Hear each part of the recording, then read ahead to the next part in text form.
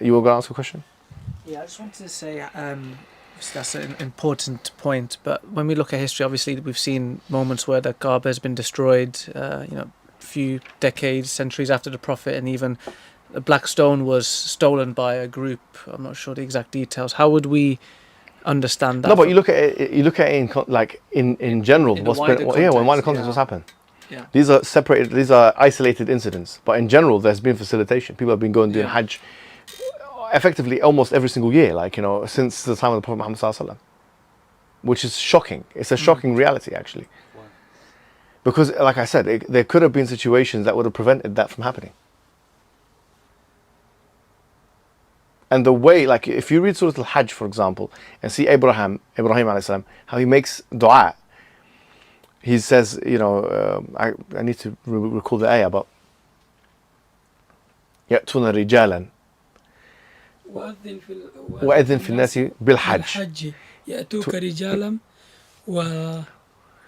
وعلى كل ضامر يأتون من كل فج عميق. Thank you. So basically, it says, and Abraham, أذن في الناس بالحج. أذن في الناس بالحج, which is that, and make adhan, literally call the people to come to Hajj.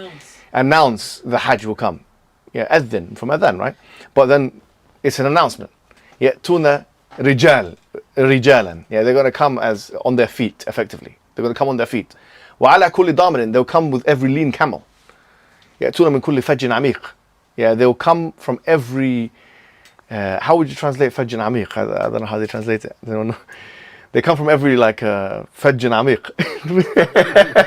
That's trying to get from everywhere. But there is a very specific. I don't want to translate this wrong. فج عميق.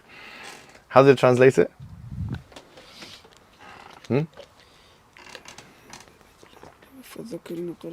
على كل ضامر يأتون من كل فج عميق. You find an English version. Ask anyone. What's the translation of this?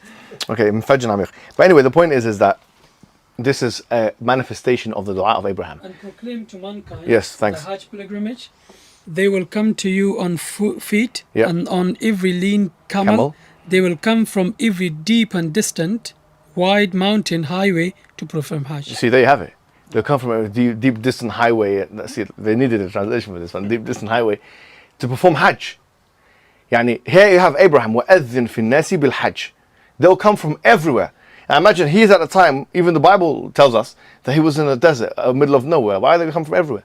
Literally now people go for Hajj everywhere. Hajj itself is an evidence for the veracity of Islam. Think about it. They come from everywhere to perform Hajj. So you see. Islam had the argument that how could this happen? Yeah. So Allah said, you do this. And exactly. Leave the rest of the No, job but for then me. so what I'm trying to say to you is that look at all the dua of Abraham being manifested. Do you know what I mean? Like the safety of that particular city. Effectively, it's been quite safe. I don't know if in the history of, and I shouldn't maybe, I'm going to say, astaghfirullah, jinx, this is, we don't believe in that. But I was going to say, but Mecca hasn't really been embroiled in that many wars, as a city. 50 years ago something happened. It was a killing. Yeah. We know that was like a little skirmish that Juhaymin. Yeah. But the point is compare it with other regions of the world, and this is in the Middle East. And so it's always been kind of protected. It's really been amazing, actually, subhanAllah, if you think about it. Historically, if you look at Alexander the Great or all of the conquests, the Babylonians or the Persians, they never go south in the Arabian Peninsula. So they would usually just go to Levant and Iraq, and then they will continue to India, or they go sideways, but they just never. It's just so hot there, so inhospitable. Yeah, it was never so inhospitable. But if you actually Google each civilization and the map, you can see where they stretched.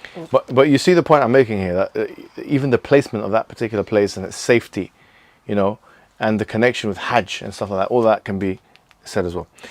Now, the whole thing is, before we continue, the science of inscription is called epigraphy. This is the whole. How do they date things? They look at the khat. They look at the particular. What do you call it? The graphemes. They call them graphemes. They look at the graphemes. They look at how things are written. They say when were they writing in this script? When were the script, the grapheme, the graphemetic script, and they say when they're writing like this and when were they writing like that, and they try and make estimations. But obviously, it's going to have its flaws. But a bit like radiocarbon dating, you can't know for sure. So when someone says this or that or this, they can only estimate, but they cannot say for sure. So that's another thing.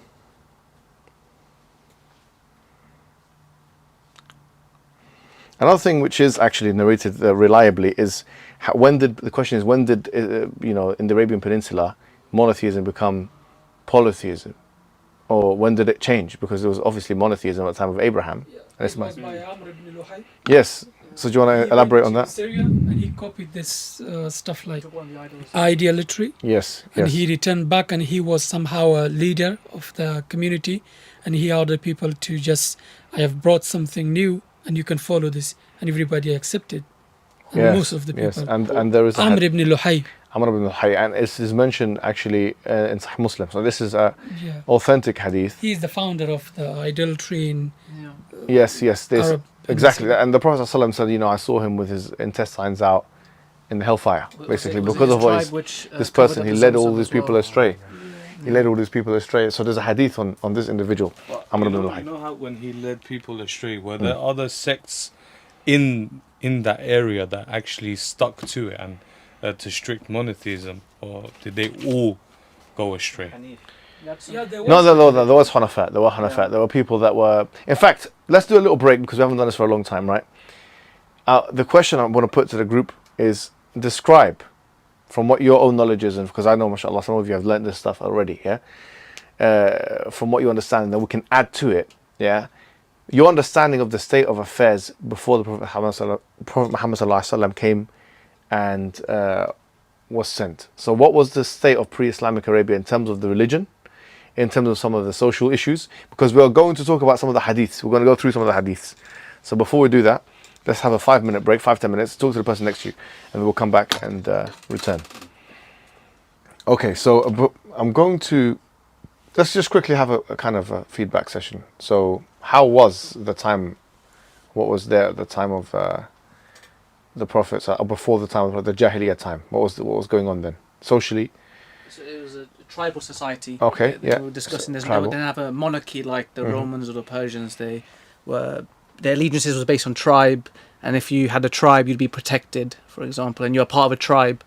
So that's essentially the societal structure of it. There wasn't a kind of uniformed government. Justice was based on tribalism, really.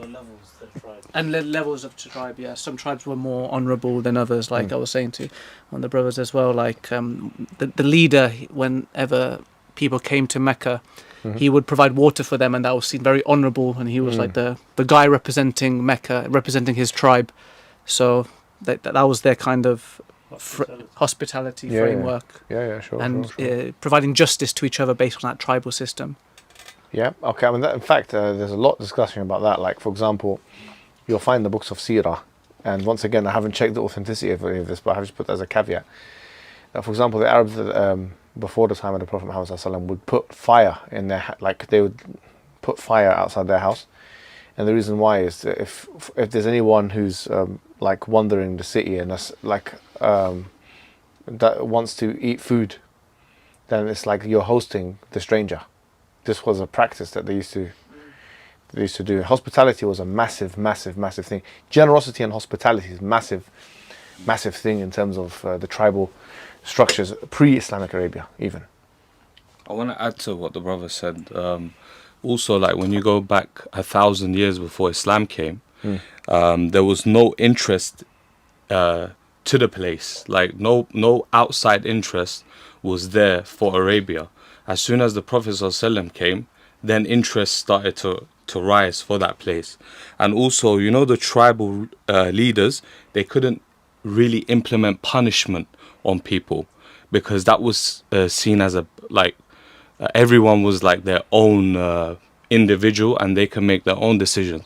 So as a result, there was a lot of civil war that took place between the tribal war and civil war within the tribes, because when something happened between two people, the leader can't come and say, okay, this is your punishment, this is your punishment. No, he will only act as a referee to say, you know what, this is what I think, and let them sort it out between themselves. So that caused a lot of havoc. And this like the tribe wasn't used to getting controlled. So that's there is a book written by Russ Rogers, who's like a military, I don't know, advisor in America, and he's talking about the seerah of the Prophet Muhammad sallallahu alaihi wasallam. Potentially we'll bring him up because it's interesting to get these outside perspectives sometimes. But he referred to the Ummah Islamiyya as like a super tribe. And do you know there is an argument in the existence, or not the existence, of the truth of Islam just in this point.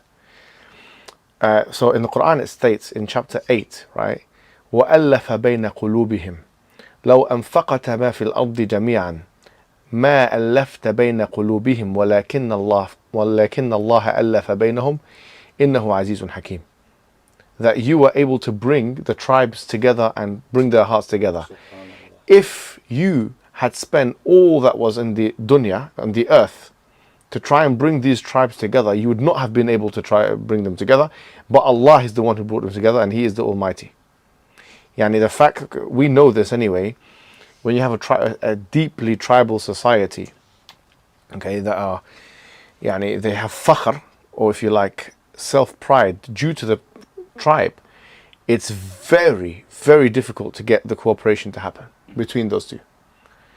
So even with the admission of some of these kind of like non-Muslims, they say the super tribe that was created, or the Ummah Islamiyya, that was serious achievement in terms of socio-economic when the Prophet ﷺ came to be. But that's something to think about, and we'll expand this point in more detail when the seerah continues. But the point is, before there was a deeply tribal society. Yes. I just want to say one more thing, to be honest. It's actually funny. I read in a book that these pre-Arabic, as in people before Islam, let's say Arabs before Islam, they didn't even have team competitions. As in, like, for example, now there's football that's played in a team against another team. They would not even participate in team games. Sure. That's how individualist that they were. Well, it's very good points there, mashallah. I like your contributions. Any other contributions before we continue? The Hanif. Yeah, the people that weren't polytheists.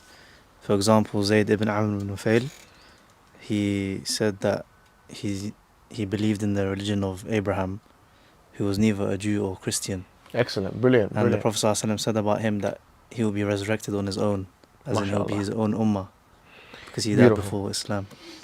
Excellent. And these group of people are called the Hunafa.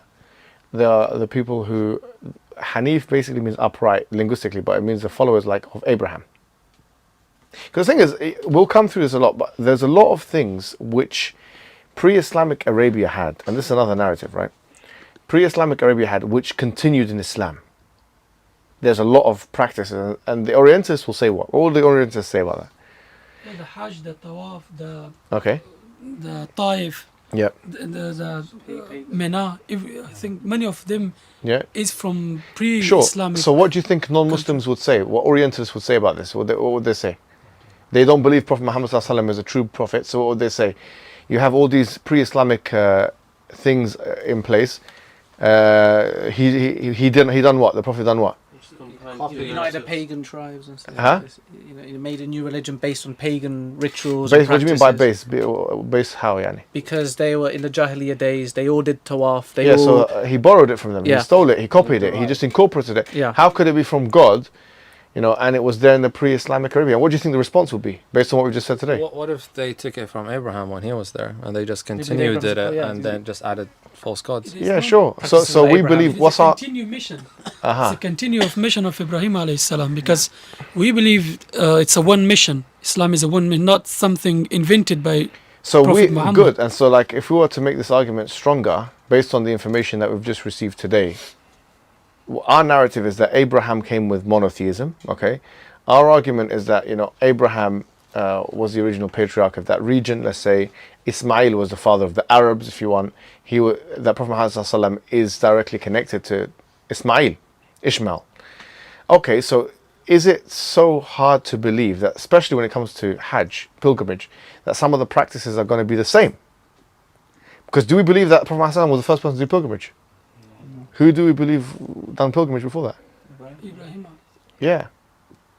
إذ يرفع إبراهيم القواعد من البيت. He built Kaaba and he announced. وإسماعيل, yeah, exactly. So the Quran says very clearly that وإذ يرفع إبراهيم القواعد من البيت وإسماعيل, right? So when Abraham raised the pillars of the Bayt, which is the Kaaba, and Ismail, ربنا تقبل منا. We, oh Allah, accept from us. Accept what from us? Hajj. So they were doing the Hajj.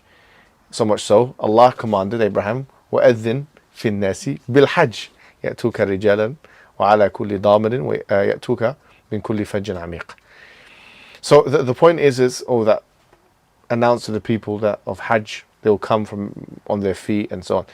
You'll find, of course, continuities in pre-Islamic Arabia with the Prophet Muhammad sallallahu alaihi wasallam. Where they make the argument, they try to embellish the argument, and you may have heard this. They say things like, well, actually, all of these biblical narratives, the Old Testament, the Quran, all that, they all go back to Gilgamesh. I'm not sure if you've heard this particular argument. These are all because you got the great flood in Gilgamesh. Yeah, you've got this and you've got that. All of that, it's seeping through to the Old Testament, and these mythologies are stolen, and all these characters are legends. So how would you? They say that, you know, even I don't know if it's in the hieroglyphics, but sometimes you speak to this chemetics. You know, we had them in the park.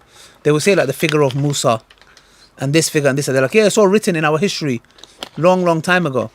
And but to that's be not what that's not what I'm hitting at here. But I'm hitting at some people will say that everything goes back to they'll talk about. I'm not sure if you've heard Gilgamesh, and they'll say everything. When is that? BC what? No, it's very long. It's very long time. Yeah, exactly. Yeah, very long. But I'm saying that they're making the point that everything is mythological. So how would you respond to that? No, we can't, because the thing is, we say the source is one. So if the source is one, okay, then it's very simple. For example, these stories, these narratives, it actually points. It makes Islam it makes our religion more true, because we are saying that Islam didn't come 1400 years ago. It's been there from since Adam alayhi salam. So all the stories match up. It actually strengthens our point more, because we believe that Ibrahim, Moses, Jesus, Noah, Lut alayhi salam, all of them, the narratives and the stories are very common and one. So it goes back to. Okay, that's good. But that's a good point to make. What's the evidence you'll use? Well, the scriptures, like you said, which talk about these things. Like, for example, whenever we look at these scriptures, like even when it comes to the oneness of God, you look at the Bhagavad Gita, like even there's some sort of like, you know, you see sort of not the absolute essence of Tawheed, but even in like the Hindu scriptures, you look, it says like, if I'm not mistaken, Zakir was saying this, that there is no image of God, etc. So you see these similarities pop up in these scriptures. So is it a coincidence? That's a good point. But that's what I usually. If they say that these things are myths and legends, what's going to be the response? I mean, we've kind of covered it. Say, for example, for Gilgamesh, many past civilization, when they used to write history, like an actual event, they used to add some mythology, so they had fun with it. For example, the Greeks did that. Even Mark, when he wrote his story in the Gospels, he added a lot of mythology, and he got from Mithricism and that. So just because there is mythology doesn't mean it didn't happen. For example, the Great Flood, many different civilizations said there was a flood. So it doesn't just connect with Gilgamesh. So okay, that's a good. That is not bad. It's not a bad answer. But I want you to be more specific based on what we've gone through the slides today. So, if, for example, someone says that these stories are mythological. What stories that? Like all of the stories that you'll find in the Quran and the Old Testament, these are myths. We have archaeological evidence, historical evidence, scientific evidence. And what are some of them? So now you've made the point. So give me some archaeological evidence. I'm being antagonistic now. So give me some. Is it the mausoleum, but the statue or the stone engraving with the three stars we were discussing? How in the Quran, we talk about Ibrahim alayhi salam worshipping the moon and the. So that's for Abraham. For Abraham, yeah. What about David? Acting to worship. Yeah, acting to worship. What about David? Tel Dan Stele. The word Israel, okay, which is a biblical term. Obviously, it's Jacob. That's who it is. Is it just in one place, or is it in many different places? Is there many different rocks that have that name on it, that word on it?